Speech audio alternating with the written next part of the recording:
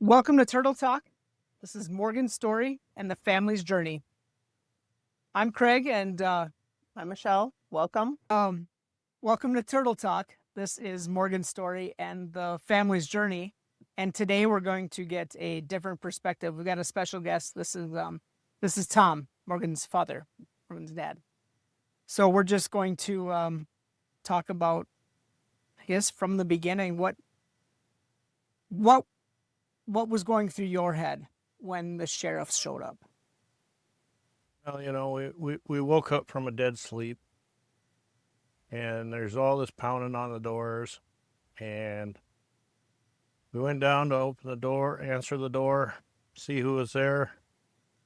Two sheriff gentlemen. To me, they looked really scared. Okay. I don't know that they delivered the news they were about to deliver ever before. So, Makes sense. and that news was that our daughter had been in a terrible accident. They asked us a couple questions about, do we have daughters? Are they home? My wife looked out the window and said Morgan wasn't home, and then they asked if our daughter had any identifying marks, and that sent Michelle into immediate panic that she probably passed away. She asked if they were dead. The officers, again, like I said, the one looked scared, the other one kind of chuckled, and he said, no, sorry. But there's been an accident, and we asked where the kids were going. They told us, well, they're taking them to Flandreau, but they're Medevacing them to Sioux Falls. Okay. And that we should probably go straight to Sioux Falls. It'd be a waste of time to go to Flandreau to see our daughter and then go to Sioux Falls. Turns out we actually beat our daughter to the hospital. Okay. So you're there that first night, and like how long were you at the hospital before you could go back and see her? It felt like hours, maybe even days. Yeah. Like I said, we arrived at the hospital before the helicopter with Morgan even arrived, and they told us the flight was coming in. She would be there momentarily. We asked when we could see her. They said it'll be a while. It took quite a bit of time. Again, it felt like hours. And we went in, and Morgan was on the table, and we knew she was in bad shape. It was gut-wrenching, to say the least. See your young, beautiful, full-of-life daughter laying on a table in the condition she was in, with the tubes in her, the different leads on her. I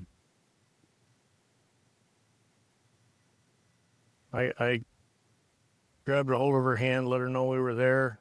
Mom was rubbing her forehead, I believe, and made a comment about how dirty her hair was and everything. And that we didn't know where the accident happened. We didn't know how it happened, but there was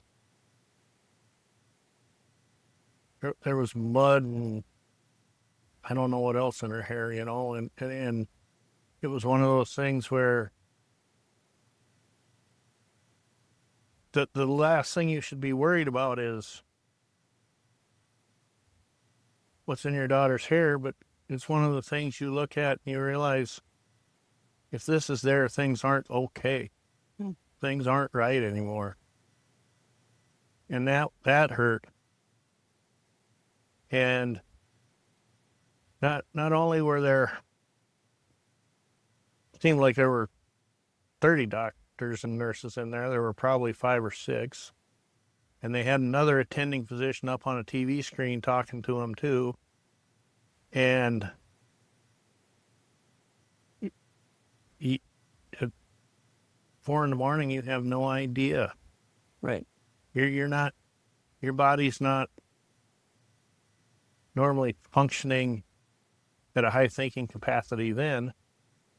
And it's all surreal, and you don't know the depths of it.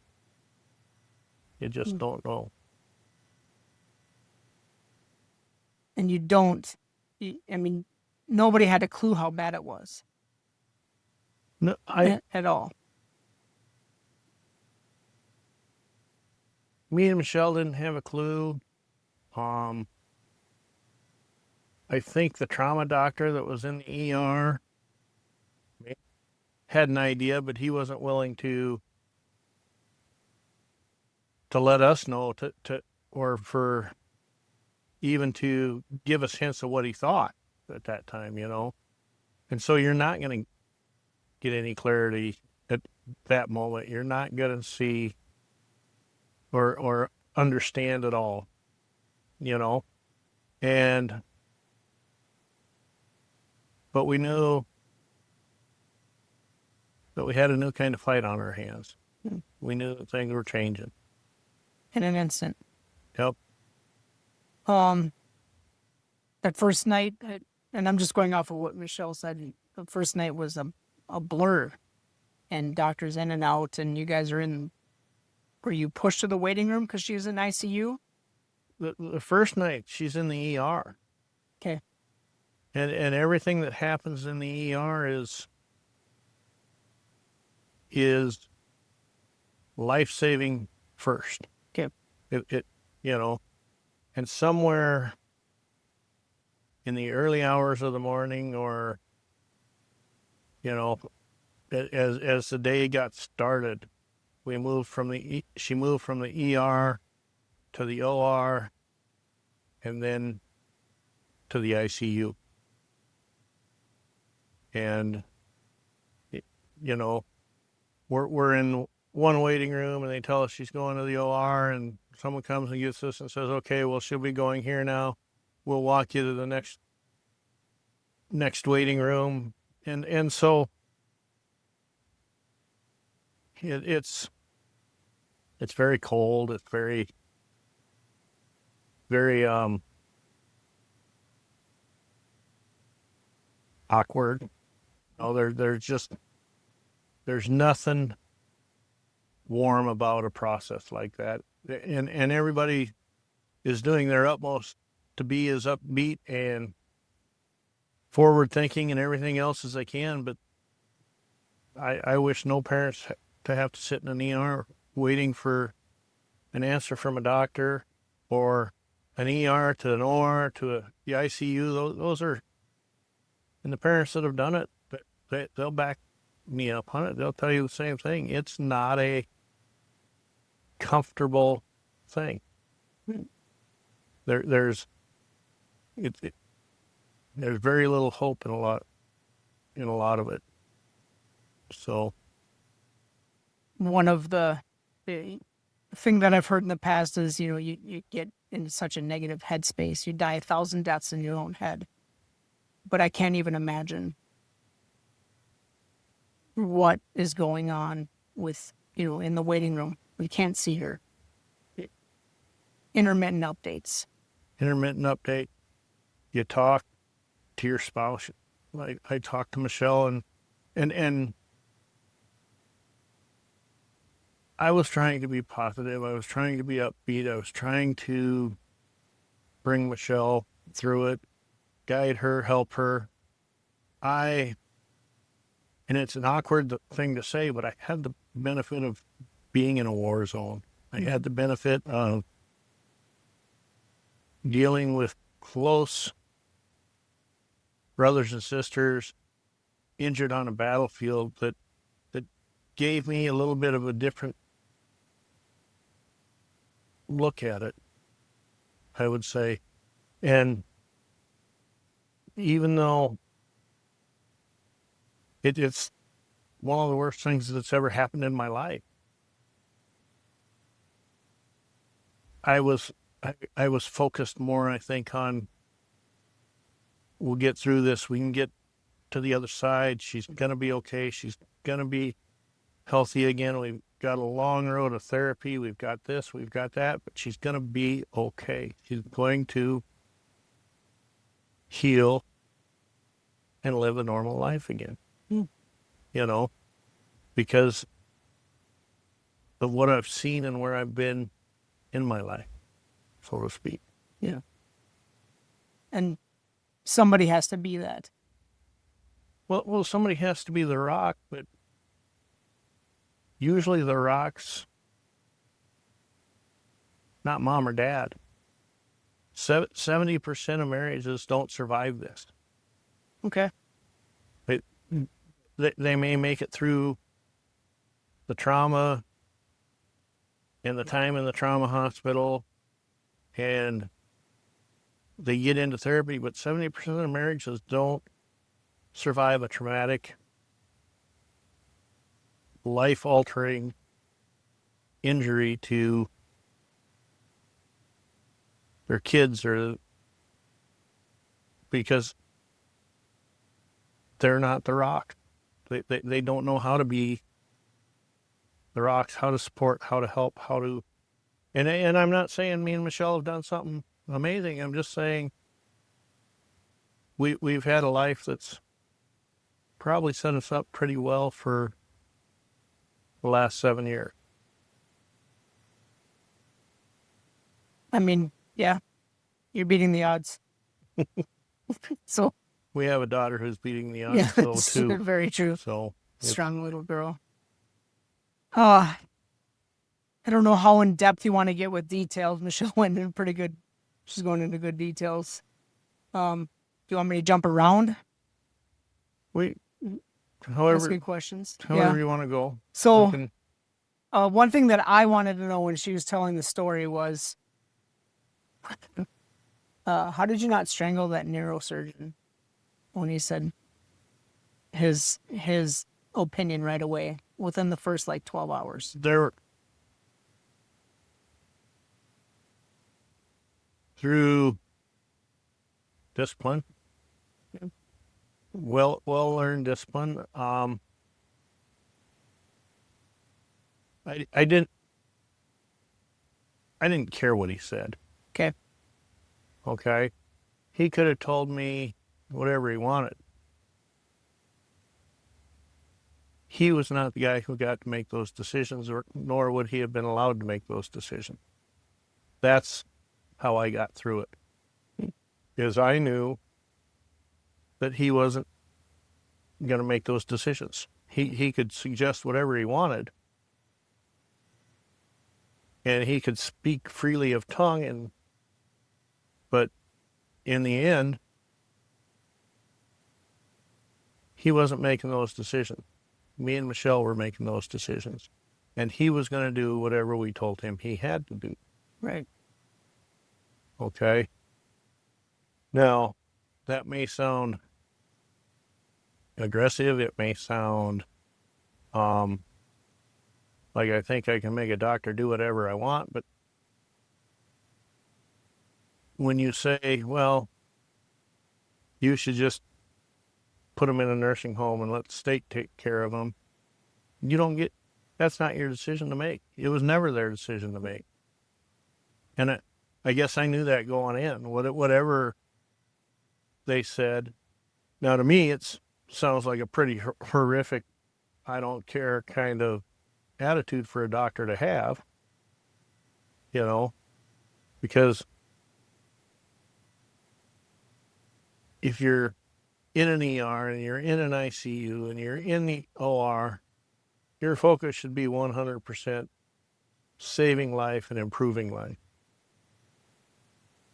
And his belief was there was nothing other than a long-term bed for her somewhere. Yeah.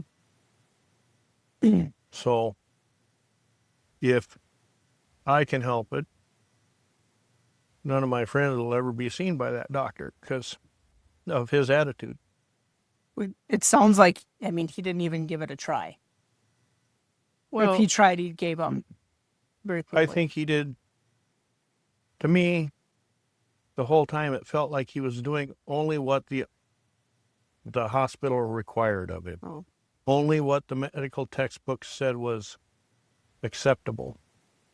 And in those places, doctors like that are not healing. They're actually counterintuitive to healing. Yeah. Gotcha.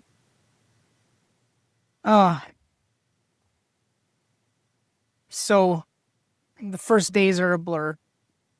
You've got people coming and going. Does anything stick out as far as progress or people stopping by for things going on in the hospital?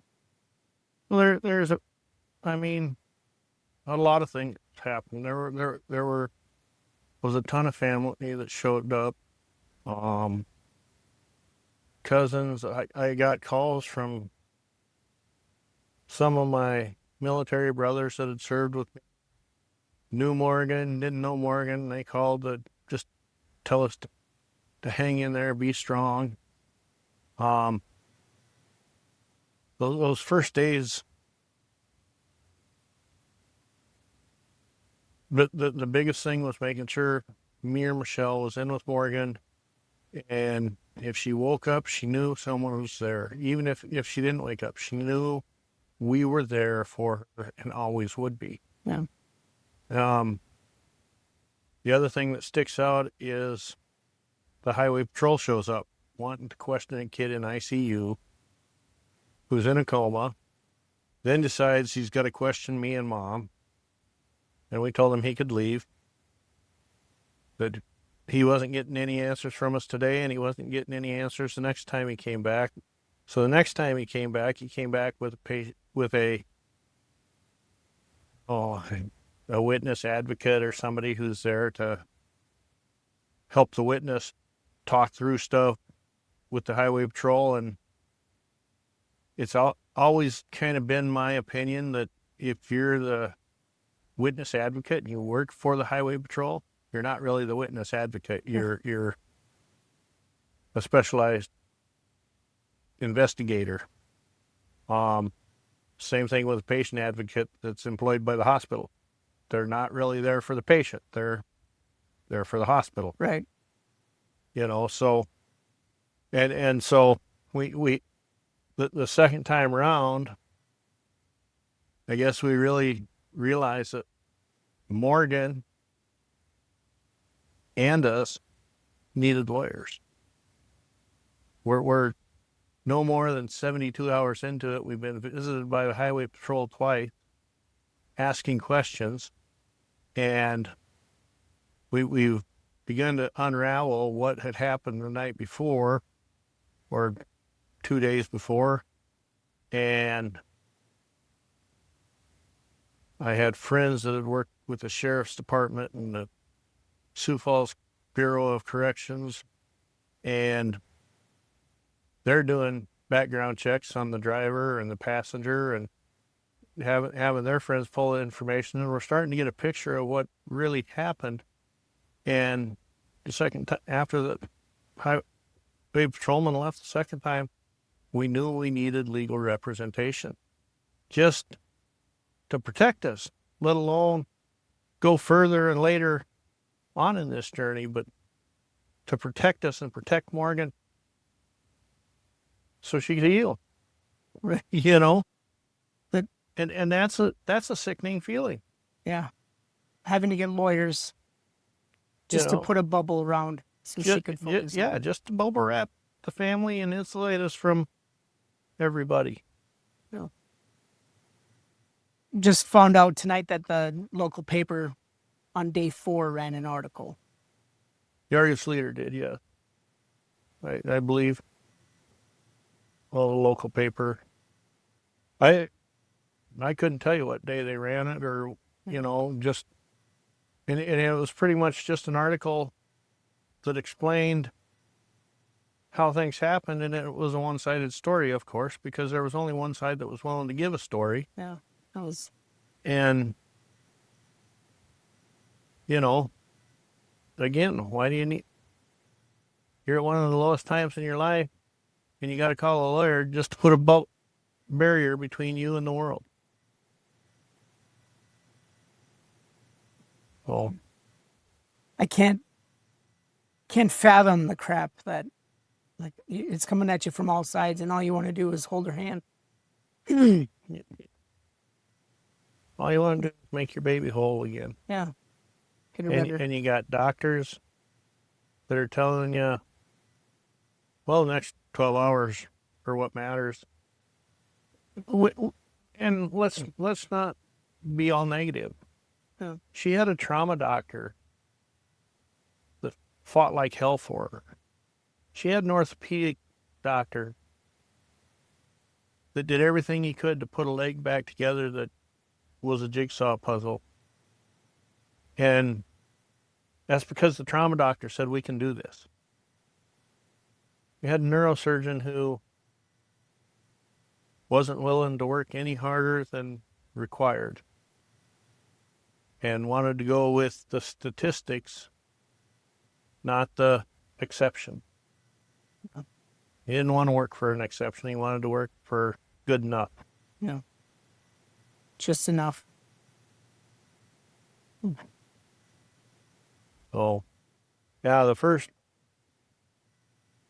that the hospital tried to be nice, and they gave us a room that was 8 by 15, called a family long-term stay room for ICU patients. And of course, put the other family, the driver's family, and the one right next to us. And neither of these rooms have doors. Neither of these rooms have any semblance of privacy for the family who is struggling through everything. And I can tell you that not everybody handles it the way me and Michelle handled. Not everybody tries to worry about the incident. They immediately turn to anger and who's at fault and who's going to get blamed for it and things like that. Yep. Blame. Yep. And so there were some uncomfortable moments there too. Up to and including the where you guys had to leave the hospital for you got escorted out. Well, so we're sitting in our family room. I think one of my friends and his wife had just brought us dinner and left, and we're getting ready to eat, and security shows up with 2 cops. The hospital security shows up with 2 cops. And the cops are here to explain to us that if we make any more threats or we continue to cause the other family to feel uncomfortable, that Avera can have us barred from the building and they'll escort us out, and it doesn't matter the state our daughter's in or not. Because she's over 18, she can fend for herself. And I looked at the 2 cops, and I maintained my composure, but running through my head is, you didn't bring big enough guys or enough guys. Yeah. You're not going to throw us out of the hospital. You're not going to. You can try and do what you want, but I'll go to jail to stay here. And Don't blame you. so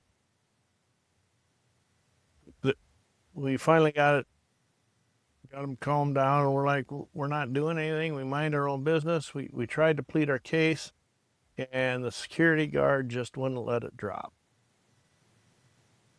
And I don't know if it was a day later or 2 days later. I'm down the hallway and around a corner at this hospital, talking on my phone, looking out a picture window, talking to my brother, who called to offer me moral support. And I'm facing one way, and I turn the other way, and I look, and there stand 4 cops. And I looked at him and I told my brother, I said, hey, I got to go. There's 4 cops here that think they're throwing me out of the hospital. And I hung up on them. Now, again, I'm sure they'd have used all 4 of them to carry me out of there if they had to. And it went through my head. I don't know how many it takes to do it, but I know how many you're going to use trying. Yeah. And I collected myself and said, what do you want? What do you need? Well, you need to go. You need to come with us, Mr. Tonight. I said, why? What did I do? Well, apparently Avera doesn't want you in the hospital anymore. It's time for you to go. I said, I don't understand what you're talking about. We're going to go over and talk to my wife. As they escorted me down the hall and back to the room we were staying in, there's 2 more cops telling Michelle she's got to go too. And we said, we're not going anywhere. You know, we stood our ground, and the trauma doctor, the trauma doctor from the ICU who had been on Morgan's case, been the OR doctor for her, been the ER doctor for her. So he's the senior doctor in all of her care. Ends up getting called. There was the on-call administrator for the hospital got called. We're all in the hallway having a discussion with elevated voices. Nobody's screaming, but they're elevated. I'm feeling twitchy. I'm sure there's a few other people that were feeling twitchy. And the security guard, who's, I'm going to say he had a Napoleon complex because he was short, skinny, and scruffy. I mean, not somebody I would picture as a security guard, won't let it go that we're being thrown out of the hospital. The administrator saying they are not going anywhere. We are not kicking them out of the hospital. And he says, ma'am, I don't care what you say. When it comes to this, security makes the decision. And at some point, the trauma doctor shows up and he says, I will tell you right now, if these are the parents of a patient I'm caring for and you throw them out of the hospital, my resignation is tendered and immediate. He really went to bat for you guys. Yeah, he was about doing everything he could for Morgan's welfare. Yeah. And that doctor, I run into him, I owe him a drink, I owe him whatever I'll do what he wants me to do for him, because he stood tall and stood in my belief the right way in the middle of a storm. And so at the end of it, we ended up getting a hotel room at a hotel affiliated with the hospital. We had to come in through a different end of the building, through the back doors and a back elevator that came right up and dumped us out right by the ICU so we could see Morgan. But up until then, someone had always been able to go check on Morgan at any time. Now we couldn't, because visiting hours end at 10 and start at 6. So from 10 to 6, there's nobody in the room for Morgan anymore. We can't. No more 24-hour. Go back in there at 2 in the morning and just say a quick prayer over her and make sure she's okay, doing well. And we know there's nurses that think she should have been taken off the machines because that's what the doctor suggested. We know that we're leaving the care to some people who we don't believe have our best interests at heart, who aren't fully on Team Morgan. And that's tough. But the one thing we do know is we've got the trauma surgeon who's 100% behind, will do everything we can for Morgan.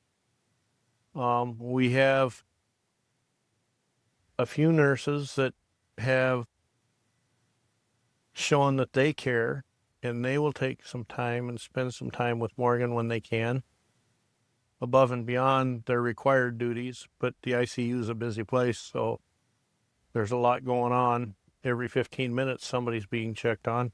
Right. So, but that was tough. We the complaints, the supposed threats, and all the things. We'd never said it. We'd never done it. We'd maintained our composure. We hadn't blamed anybody. We weren't looking to make it the other family's fault.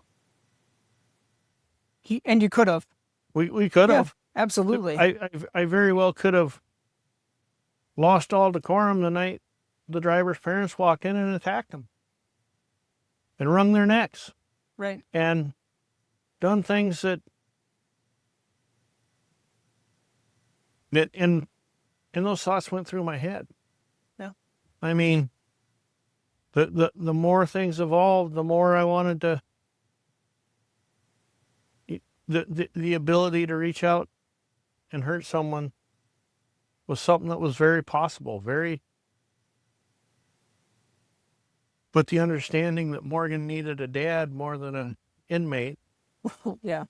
is probably the prevailing thought of that won the day. You know, Right. If I'm not here for everybody, who is? Right. So I didn't speak ill of them. I didn't curse them. I didn't, I'd say hi politely when I'd bump into any of the other families, brother, sister, aunt, uncle, mother, dad. Right. Didn't, and that's kind of how we lived. We tiptoed in the back door, snuck up the back elevator, spent our time taking care of Morgan with the door closed and the curtains pulled so that when one of the other families walked by to see their son or daughter in their son Yeah. in the room right next to ours, they didn't see us. It was easier. And into 7 years or 6 years, everything they blamed us for, since the trials ended, not her fault. Yeah. They blamed us for all of it. They tried getting us thrown out of the hospital. They did everything they could to make our lives miserable. And in the end run, not our fault. Right. We didn't do it. Morgan didn't do it. The things they were trying to say, well, was it this or was it that? No, it wasn't. It was, yeah. We'll get into the So reason. all the hiding and all the ways you think something like that's going to go, and the games that were played at the hospital. Just the extra stress Yep. was unneeded. Yep. Yeah. And not even talking about the bias that was shown against her because they thought she was the one. Right. That's what I don't swear on here at all, but that's what pisses me off the most is the fact that they treated one of them One of them, yeah. less Well, with bias. with bias because comments were made. Yeah. And they weren't factual comments. Right.